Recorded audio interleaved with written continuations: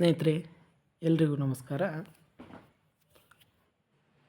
ಈ ದಿನ ಆಗಸ್ಟ್ 22ರಂದು ವಿಶ್ವ ಜಾನಪದ ದಿನಾಚರಣೆಯನ್ನಾಗಿ ಆಚರಣೆ ಮಾಡಲಾಗುತ್ತದೆ. ಸೊ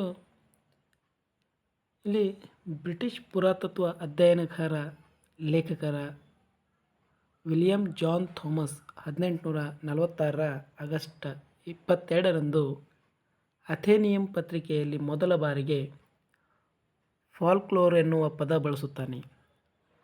ಈ ಒಂದು ದಿನದ ನೆನಪಿಗಾಗಿ ಜಗತ್ತಿನ ಕೆಲವು ಭಾಗಗಳಲ್ಲಿ ಏನಪ್ಪ ಅಂತಂದ್ರೆ ವಿಶ್ವ ಜಾನಪದ ದಿನವನ್ನಾಗಿ ಆಚರಿಸುತ್ತೇವೆ. ಈ ಒಂದು ವಿಶ್ವ ಜಾನಪದ ದಿನಾಚರಣೆ ನಮ್ಮ ಭಾರತ ದೇಶದಲ್ಲಿಯೇ ಹೆಚ್ಚು ನಡೆಯುತ್ತಿದ್ದು, ಅದರಲ್ಲಿ ನಮ್ಮ ದಕ್ಷಿಣ ಭಾರತ, ತಮಿಳುನಾಡು, ಕೇರಳ, ಆಂಧ್ರ, ಕರ್ನಾಟಕದಲ್ಲಿ ಹೆಚ್ಚಾಗಿ ಏನಪ್ಪ ಅಂತಂದ್ರೆ ಆಚರಣೆ ಆಗಿರುತ್ತದೆ.